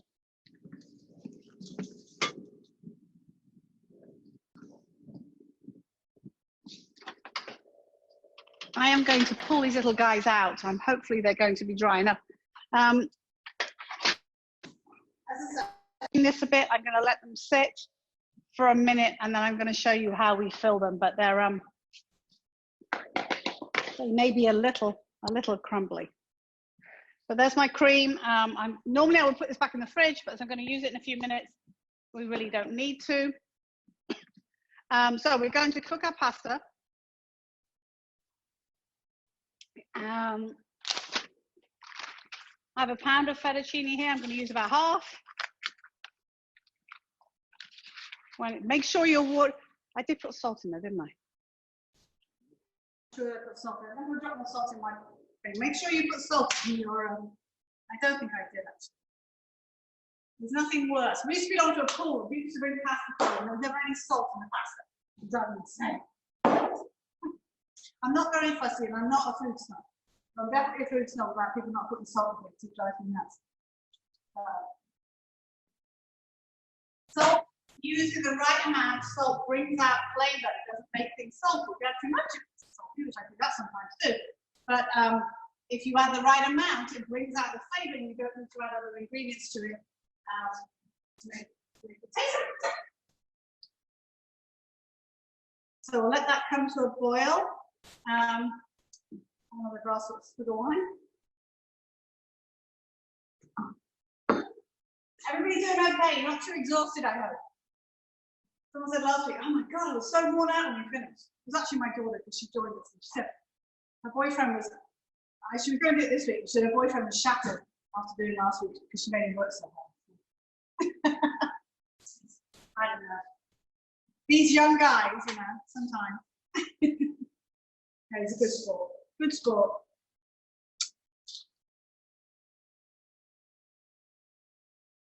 All right, as soon as that comes to a boil, I'm going to put the fettuccine in, and then I'm actually going to add my cream and some of my Parmesan cheese to my sauce ingredients, and then I will show you how I'm going to put them around. I'm going to do one.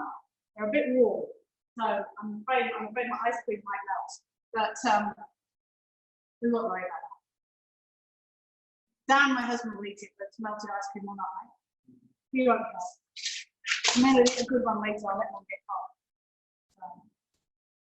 Yeah, so it wants to be at a rolling boil. You want to have a big enough pan so you have to hold your pasta.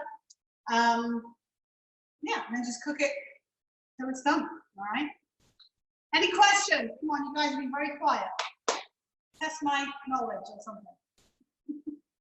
Doesn't have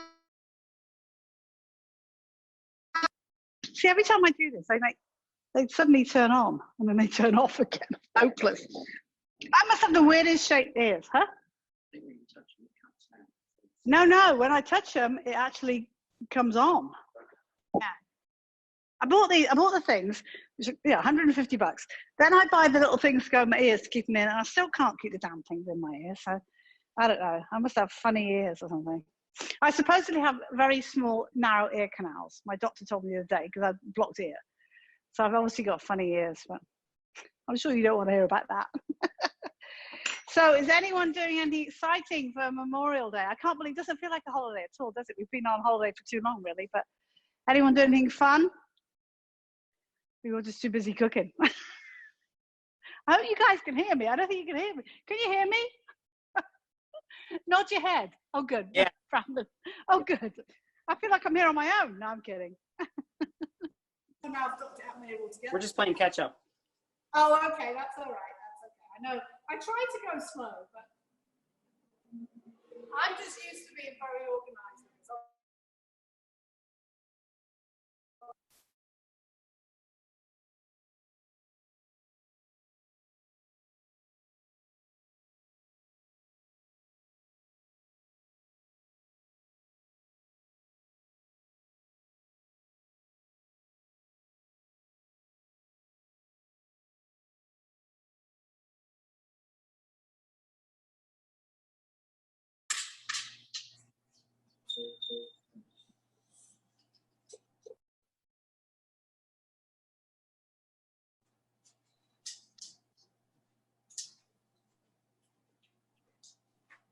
I think you're muted now.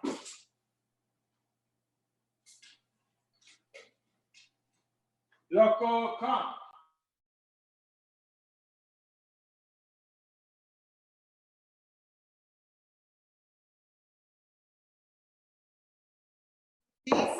roughly, it doesn't have to be exact. And a little bit of salt and pepper.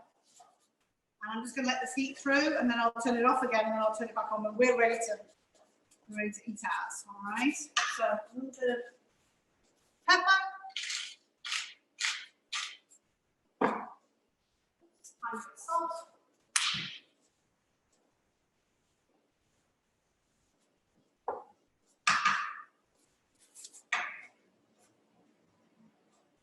I'm just going to heat this through.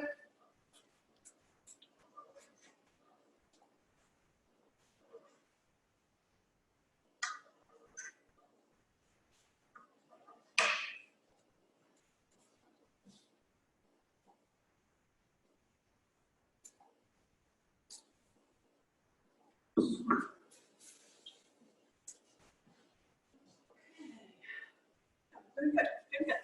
Fine. Oh, that's mine. Great, perfect. All right, so I am going to put one of these meringue baskets together for you guys.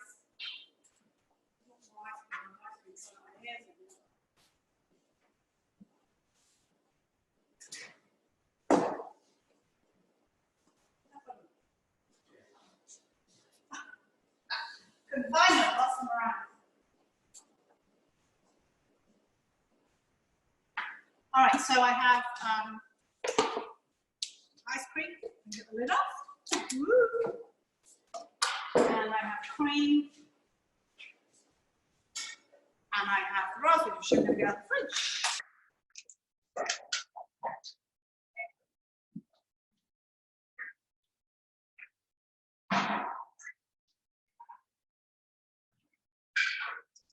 I just realized, in this recipe I sent you guys, I was doing the blackberries instead of the raspberries, and it says, and spoon some of the blackberries on top. Put in raspberries. I have a tendency to do that when I make a substitute. So we have, I'm going to get a little plate to put this on. I can show you what it looks like on the plate.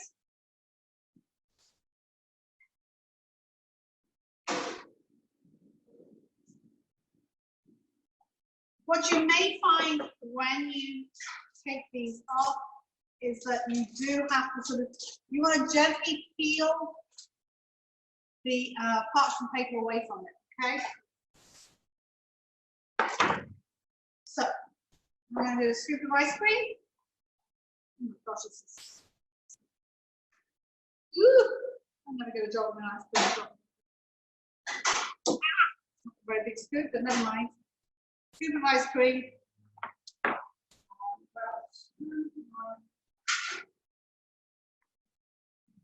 Now, some of the raspberries, I mean, you put some of the soft stuff in first.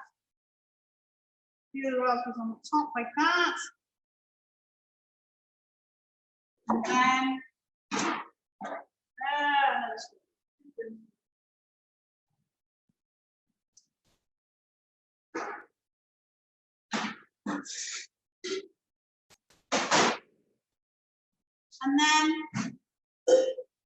a nice dollop. You could put this in a piping bag if you wanted to, and then a dollop of your cream on the top, like that. So hopefully my ice cream won't probably melt bits and pop it in the fridge, but they've actually cooled down pretty well. They're actually pretty good. All right, so that's those. I'm going to pop that in the fridge. Check.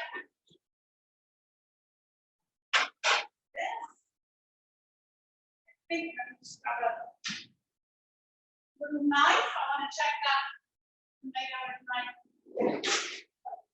Nice and warm.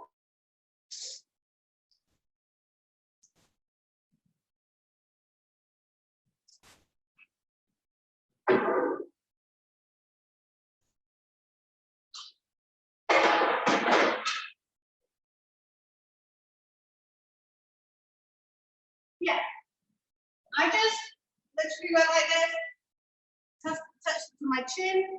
It's nice and hot, and it's ready to just serve with crackers. Okay, can you see? So easy. I mean, you can put the whole thing together. You can put the whole thing together just before you put it in the oven. All right. Okay. I'm going to put my ice cream back in the fridge for a minute so it doesn't melt.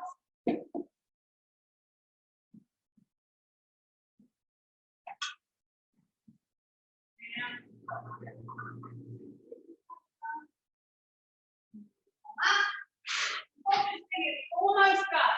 Just need a couple more minutes, all right?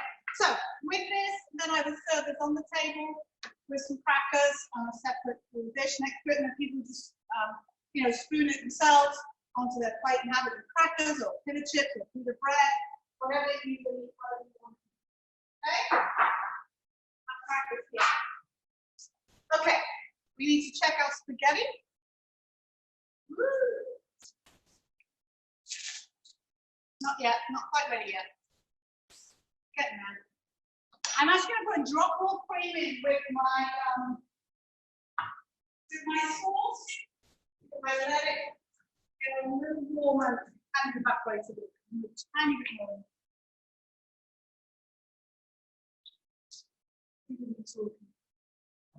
Can you see that? It just got a little dry. So.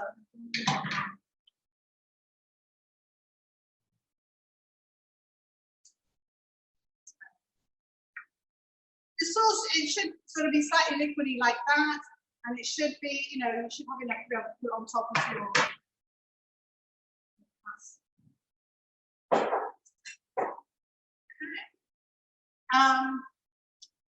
Can we gently repeat this? I don't know, it's fine.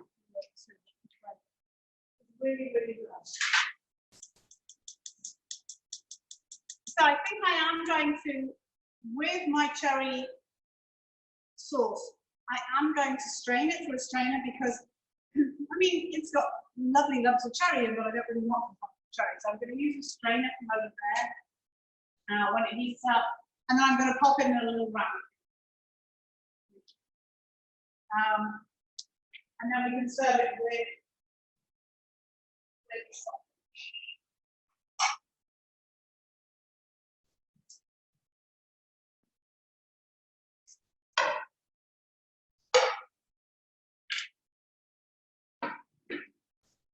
The other thing as well is with your salad, you want to dress your salad. I'm going to dress mine now, but you may want to leave it a few minutes to do that. It's too soggy, but I will show you Find the next to the good. So I'm going to swirl it around a little bit, make sure it's mixed, and then just drizzle it all over like that. All right.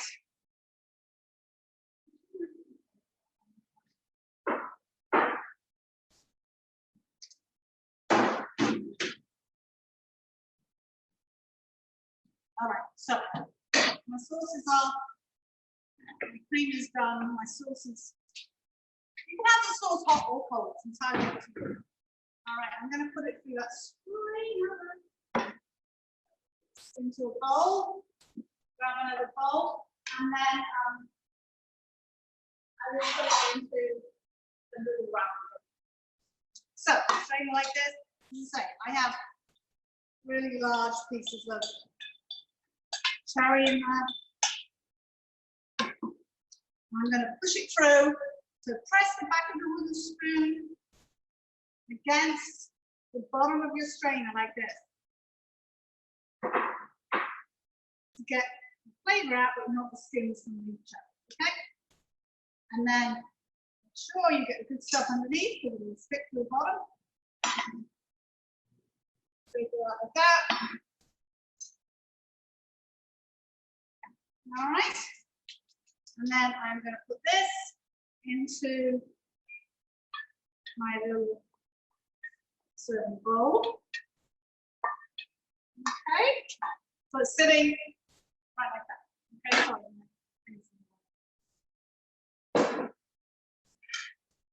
Okay. These.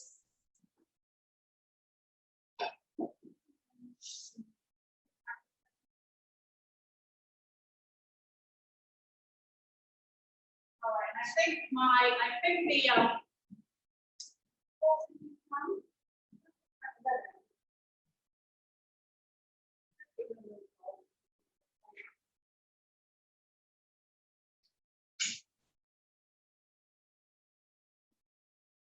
okay.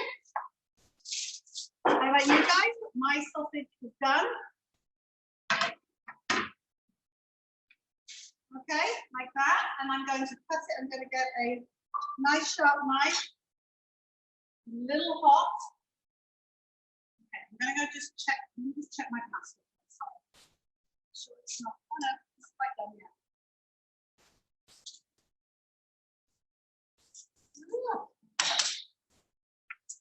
So I'm going to hold it with a clean towel because it is a little warm.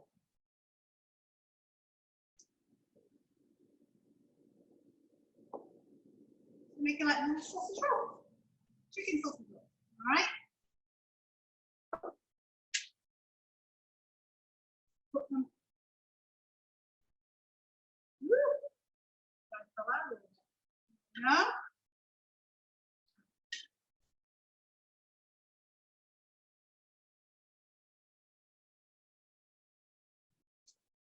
That often serrated me. Easier. Serrated knife usually works a little better than something like this. That's better. Just do a switch. So, oh yes, that's much better. It's being lazy. Okay, so beautiful. There we go. One more.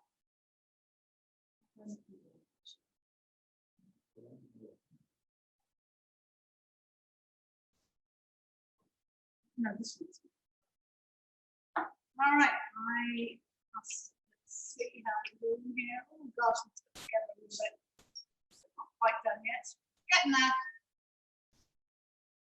All right, how's everybody doing? You good? Oh, my goodness. New time.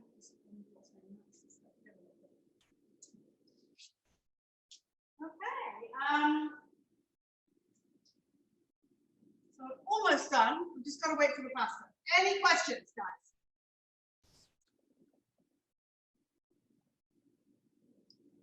How's everybody doing? You all caught up? 5 to 9.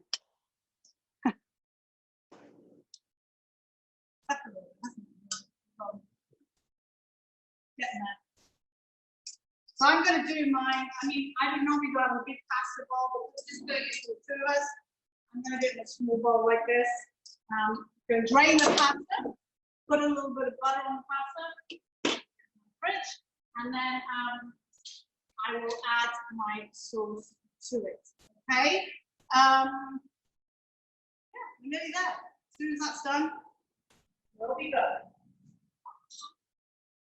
As far as the sausage thing goes, I mean, you could do that. Laurie, how have you all turned out? Are they out? Because I wanted to know how they turned out with the chickpeas.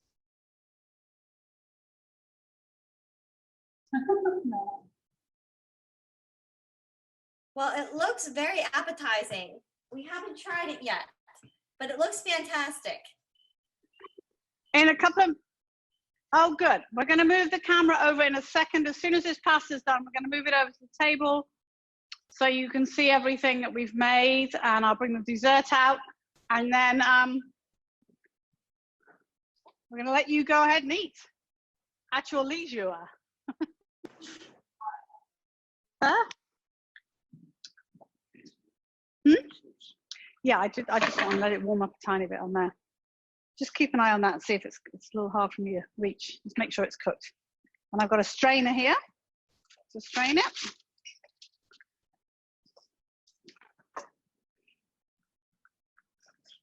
You think it's there? Okay. All right. So my pasta's done. Strain it. Actually, I'm going to let Dan strain it while I go grab a little bit of butter on it before I add my sauce. All right. And a little bit of butter with it.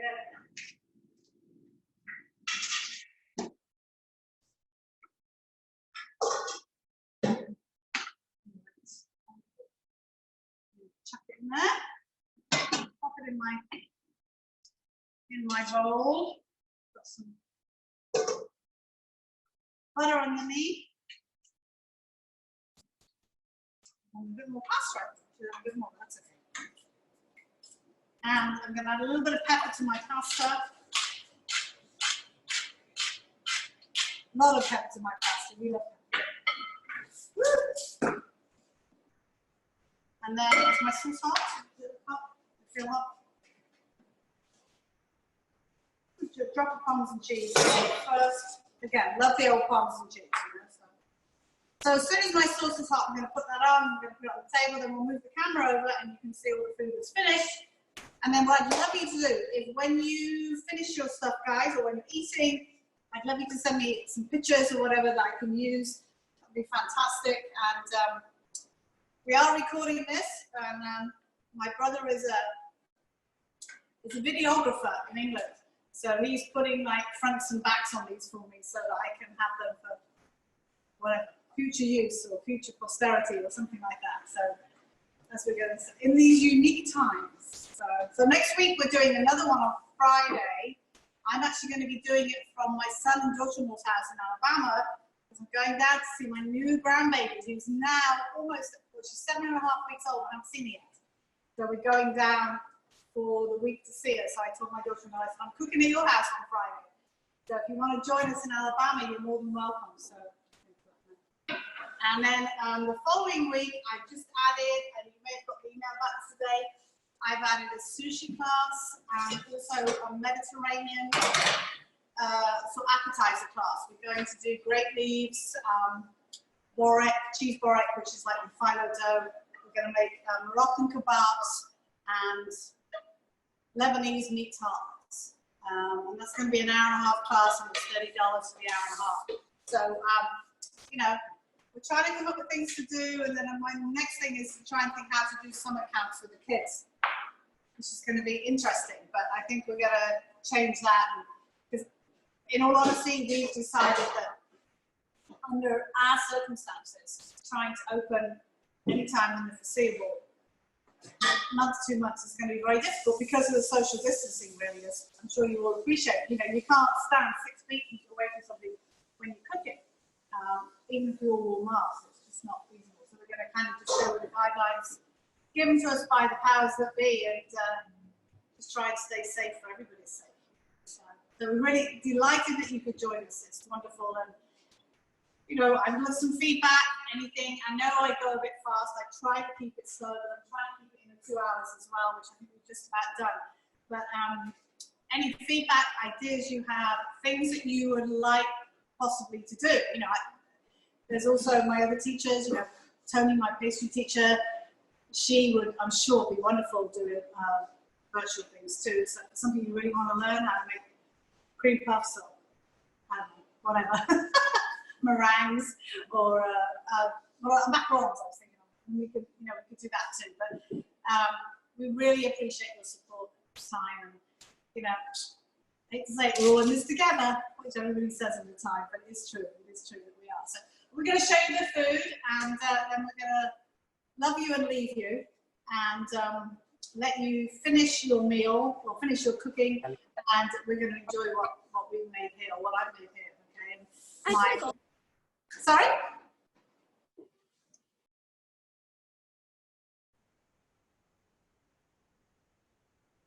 And my lovely sous chef here has done a wonderful job. So do you want to lift the camera over there? Yeah, just unplug it. So we're going to do a bit of technical moving here. You can just take it, the whole thing like that. Just so you can see all the food out here. So we have the meringues right here. We have the salad. Oops, salad. It's just some crackers, and then this is our goat cheese mixture. Our lovely Asian chicken rolls, and then the pasta dish, which, yes, you can see that. Okay? So I hope you enjoyed yourselves. As I say, please give me some feedback, and enjoy your dinner, all right? And hopefully we'll see you again next time. Okay, guys? Cheers. Thank you. Everybody okay? No more questions? Any questions before we go? No? Thank you. Thank Thanks you. so much. Thank you. So much food. Thank you. Thanks, Gator. Thank you. Bye-bye.